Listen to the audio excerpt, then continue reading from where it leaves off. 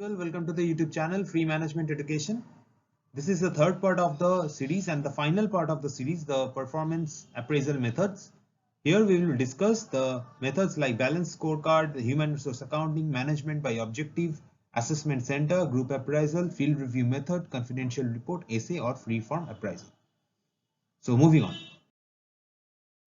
So the first one is balanced scorecard. It was developed by Robert Kaplan and David Norton, okay, in 1992. Okay, you need to remember the names. Okay, so what is it? It is a strategic planning framework that companies use to assign priority to their products, projects and services. Okay, suppose there are three different projects and or products, and company wants to focus on one product for now. So it is a strategic planning that helps the companies to focus and to set priorities for their products, projects and services. Also to communicate about their targets and goals and plan their routine and activities.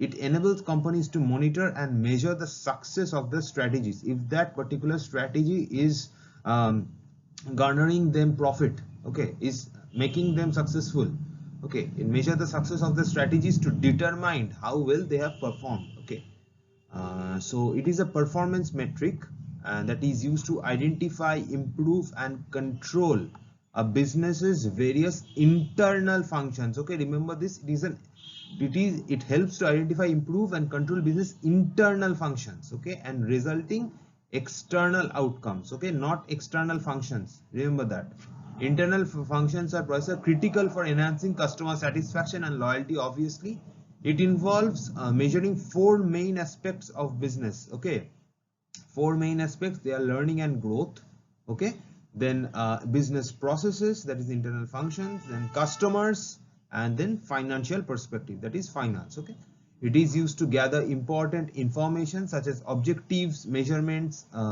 initiatives and goals that result from these four primary functions of a business. Okay, obviously learning and growth, business processes, customers, financial perspective, they all provide some important functions of the business, and this scorecard is used to gather these information so that companies can easily identify factors that hinder the business performance, okay, and outline strategic changes tracked by future scorecard. Suppose the business and the customers are not inclined to that company, so the company, what the company will do, it will draw up a strategic plan so that it can attract more and more customers. Okay, they will implement new business processes, new learning and growth strategies to attract more customers. Okay, so it is you can easily identify factors that hinder business performance or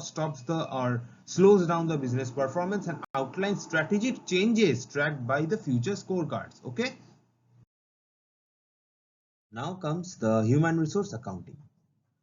So what is human resource accounting? It deals with the cost and contribution of human resources to the organization.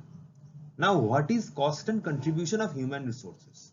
Let's talk about the cost of human resources. So what is cost of human resource or cost of employee?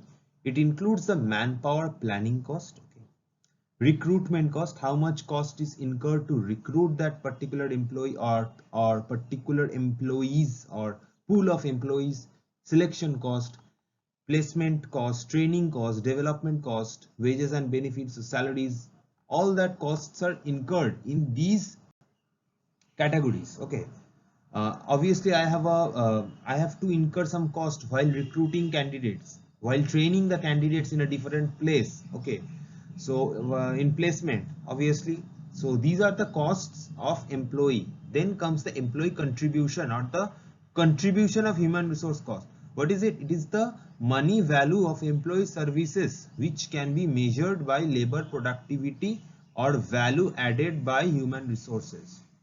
It means that suppose if I am an employee of an organization, then my productivity, how much I am contributing for the company, is measured in money value. Okay, how much productivity I am adding to the company, how much value I am adding to the company. Okay, if I am bringing per day about 10,000 rupees for the company. Okay, if I am doing that, then I am adding that particular value, that rupees 10,000, that is the value added. Okay, which is my services are measured by the labor productivity, how much productive I am, how much value I am adding to the human resource. Okay, so that is the employee contribution. So the cost of human resource may be taken as standard. Employee performance can be measured in terms of employee contribution to the organization. I explained this just earlier, that how much I am adding value to the company, how much productivity is bringing profit for the company, like that. Okay, so employee performance can be measured in terms of employee contribution to the organization, how much I am contributing. Okay, employee performance is taken as positive when the contribution is more than the cost. Okay, and performance can be viewed as negative if the cost is more than contribution. If my contribution is more than the cost of recruiting me or selecting me or training me, then obviously my performance is positive, and else it's negative. So positive performance can be viewed, can be measured in terms of percentage of excess of employee contribution over cost of employee. Similarly, negative performance can be calculated in terms of percentage of deficit in employee contribution. How much deficit is there in my contribution, and is measured in percentage compared to the cost of the employee. Thus, HRA evaluates performance from the points of cost and contribution to the employee. Okay. Also, it is a term applied by the accountancy profession to quantify the cost and value of employees to their employing organization. Okay, I hope this is clear now. So now comes the management by objective. So what is it? At first, the concept of MBO was advanced by Peter F. Drucker in 1954. So it is a process, okay, whereby the superior and the subordinate managers of an organization jointly identify its common goals, the common goals of the organization. Okay, and also what levels of performance is necessary for the subordinates to satisfactorily achieve specific goals. Okay, then define each individual's major areas of responsibility in terms of results expected of him, and use these measures as guide for operating the unit, assessing the contribution of its members. Okay, so it is a participative decision. Okay, so that is, they are jointly doing all the stuff, jointly identifying the common goals of the organization, jointly taking decisions. Okay, so that is management by objective. Okay, this focuses attention on participatively set goals. Okay, that is jointly, that are tangible, that are verifiable, that are measurable. Okay, this means that they are measurable. Okay, they can be objectively measured. Okay, these can be explained to a layman. Okay, so these are the goals that are realistic. The emphasis is on what must be accomplished rather than how it is to be accomplished. Okay, during the appraisal period, superior and subordinate update and alter goals as necessary due to changes in business environment. Obviously, the technology is evolving, so there is need to alter the goals as necessary. Both superior and subordinate jointly discuss whether the subordinate achieved the goals or not. If not, they should identify the reasons for deviation, like strike, lockout, market changes, labor productivity, everything. Okay, so that is management by objective. I hope this is clear now. Okay, next comes the assessment center. This method of appraising was first applied in German army in 1930.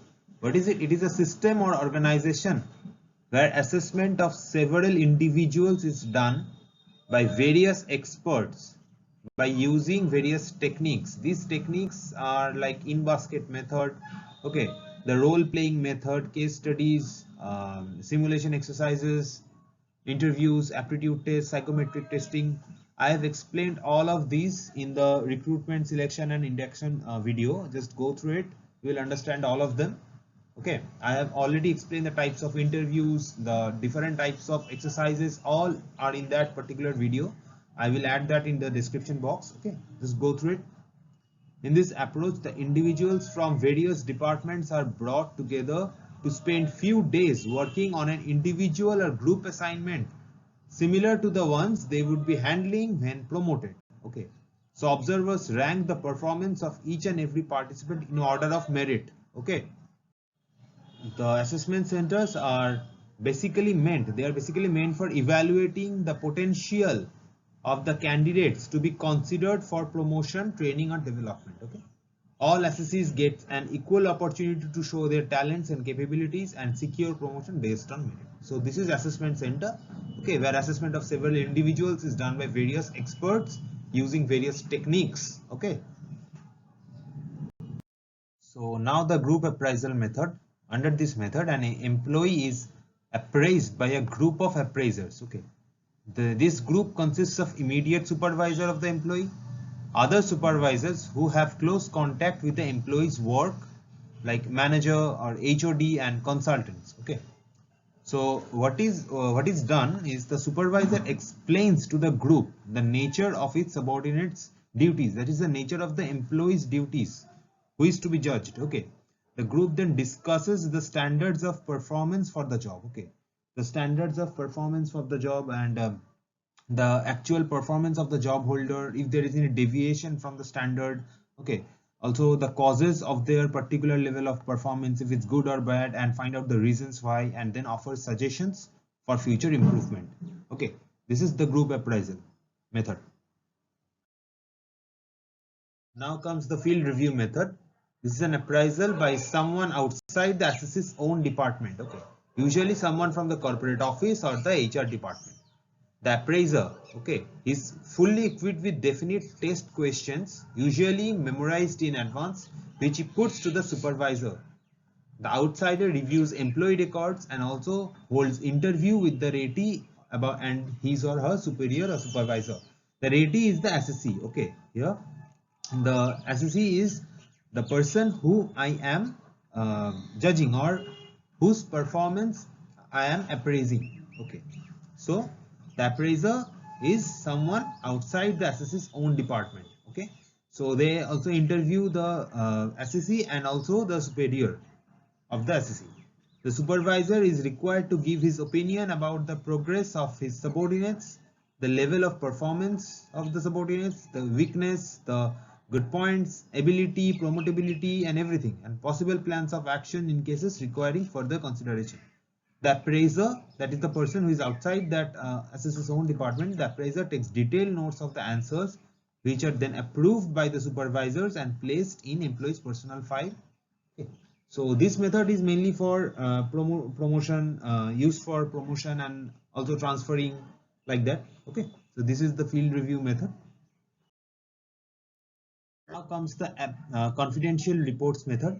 Under this traditional method, the superior appraises the performance of his subordinates based on his observations, judgment and intuition. Okay, so the supervisor keeps his judgment and report confidential. That is, the superior does not allow the employee to know the report and his or her performance. Okay, the superior writes the report about his or her strength, his weakness, intelligence, sincerity, commitment, punctuality, attendance, attitude to work, character, friendliness, everything. Okay, so this is confidential report that the superior writes about the appraisee, okay, the assessee, and the superior doesn't want the assessee to know about the report. Okay.